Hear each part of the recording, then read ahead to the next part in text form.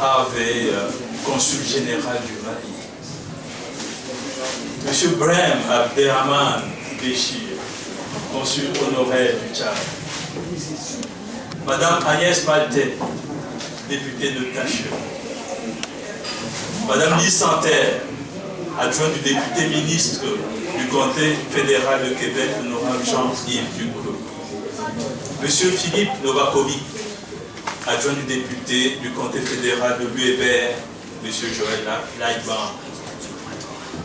Chers invités, au nom des partenaires de l'organisation du mois de l'histoire des Noirs, je vous souhaite la bienvenue au lancement de cet événement pour son édition 2016. Par une loi adoptée le 23 novembre 2006, l'Assemblée nationale du Québec a fait du mois de février le mois de l'histoire des Noirs. Par cet acte symbolique, le gouvernement du Québec entendait non seulement ajouter sa voix au mouvement nord-américain, soulignant l'apport des citoyennes et des citoyens des communautés noires, mais désirait également reconnaître officiellement l'importance de cet événement annuel pour l'ensemble de la société québécoise. Et comme vous le savez sans doute, la ville de Québec soutient depuis quelques années certaines activités dans le cadre de la commémoration du mois de l'histoire des Noirs. Il s'agit là d'une occasion unique de souligner l'apport des communautés noires au développement de notre ville et de rendre hommage à des personnalités qui ont contribué à faire de Québec une communauté inclusive. C'est dans ce contexte que le Conseil panafricain de Québec, le COPAC, s'est concerté avec d'autres organismes pour collaborer à la célébration du mois de l'histoire des Noirs, en planifiant une programmation commune d'activités. Et je salue chaleureusement leur présence parmi nous aujourd'hui. Il s'agit notamment du Centre interuniversitaire d'études sur les lettres, les arts et les traditions, le CELAT, de l'Université Laval, de CUSO International, dont le représentant est parmi nous, du service d'orientation et d'intégration des immigrants au travail, le SWAT, de l'Association des Camerounaises de Québec, la Sécu, de l'Association des ressortissants sénégalais à Québec, du restaurant La Calebasse, de Magic Productions, de la coopérative de solidarité Convergence, du collectif Mondo Carnaval, du cercle L'Art Vivant, de la DOPS, de l'Arte Boréal et de l'artiste-conteur Rodrigue Barbé. Pour le COPAC, cette initiative vise la mise en commun de ressources du milieu et le développement de partenariats entre organismes afin de démontrer le dynamisme communautaire de notre ville et assurer une plus grande visibilité à cette commémoration du mois de l'histoire des Noirs. C'est dans le cadre de cette démarche que nous avons placé la commémoration du mois de l'histoire des Noirs à Québec en 2016 sous le thème de l'unité. L'unité qui rend hommage au premier président du Ghana indépendant, Kwame Nkrumah.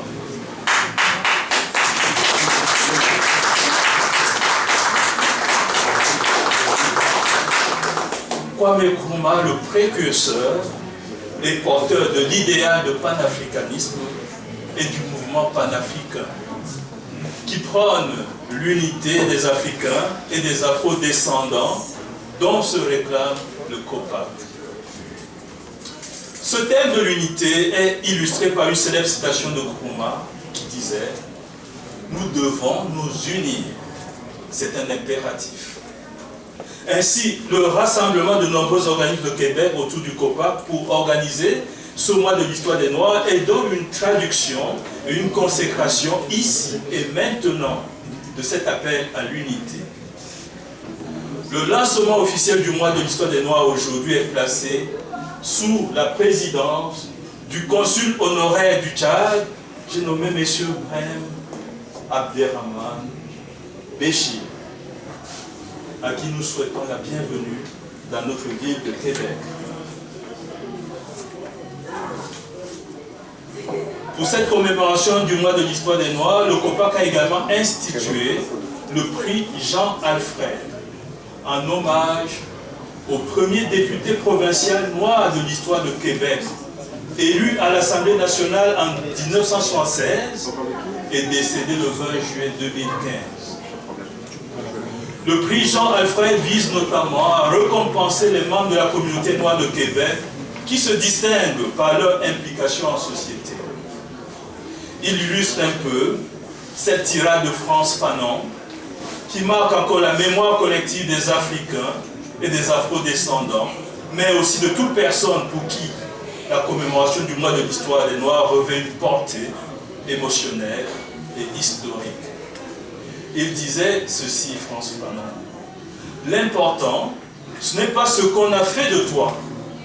L'important, c'est ce que tu fais de ce que l'on a fait de toi. Chers invités, au-delà de la commémoration de cette année et pour le futur, le COPAC convie ses partenaires, toute personne ou organisme intéressé à s'asseoir ensemble pour mettre sur pied un comité permanent de concertation en vue de l'organisation de la planification d'activités à souligner pour souligner cette commémoration dans les années à venir.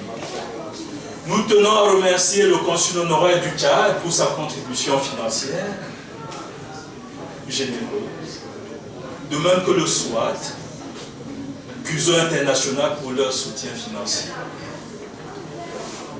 Nous souhaitons une belle commémoration à tous les organismes et associations partenaires du COPAC, à toute la communauté noire de Québec et du Canada, à tous les Québécois et Québécoises, à tous les amis de l'Afrique. Et nous disons merci au Québec et au Canada. Je vous remercie.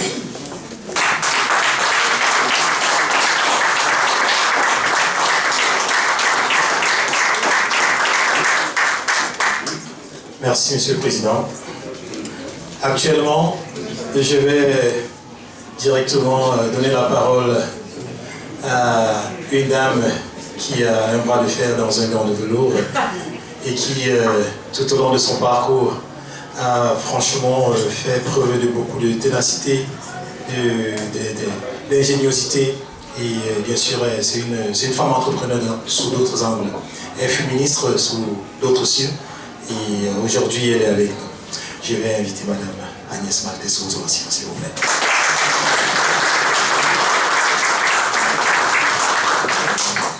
Merci, c'est très gentil. Vous faites de belles présentations.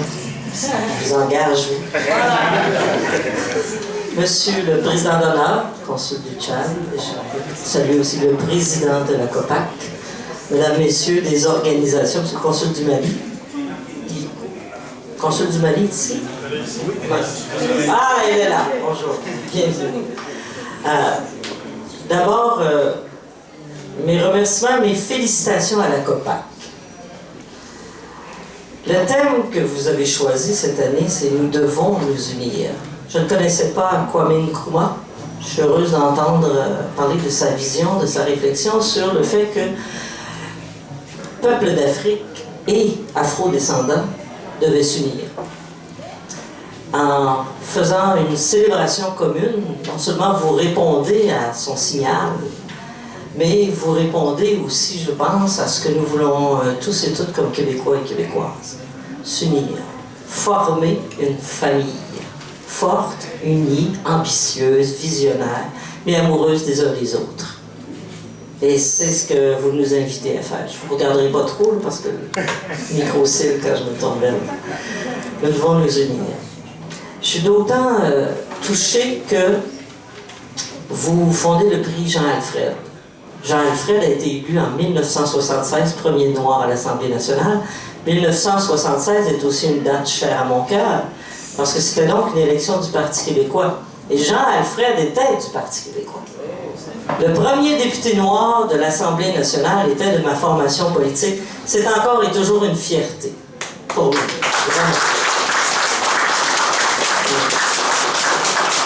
Il n'y en a pas eu beaucoup. Il y a eu ensuite Yolande James, qui était au Parti libéral, mais qui a été nommée ministre, qui a donc été tout de suite dans les cercles du pouvoir, reconnue, jeune femme. Chez nous, ensuite, Makakoto, qui est du Cameroun. Cameroun! Il nous en parle souvent de son Cameroun. Maka. Et puis aujourd'hui, vient de se joindre à nous Dominique Anglade.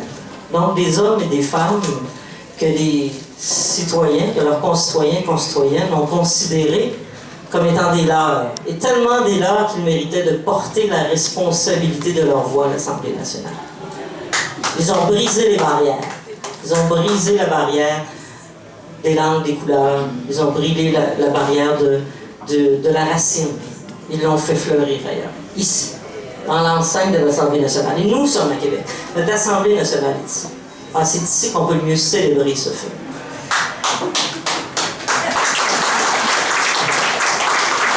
Alors, nous devons nous unir aussi parce que je pense que l'Afrique vit parfois des moments troubles dans certaines régions, dans certains secteurs. Alors, cette prise de conscience que la communauté africaine est aussi une communauté québécoise, il y a un lien entre les deux. Il y a toujours eu des liens entre la communauté de naissance, la communauté de racines, je vais l'appeler la communauté racinaire, si vous permettez, et la communauté québécoise. Il y a toujours eu des liens. C'est normal. Il faut aussi les célébrer, il faut aussi les cultiver, mais il faut célébrer le fait que ces fruits maintenant, de ces grands arbres, de ces racines, se transportent chez nous. Merci de nous apporter vos fruits. Merci de nous apporter vos fleurs. Merci de semer chez nous maintenant avec nous.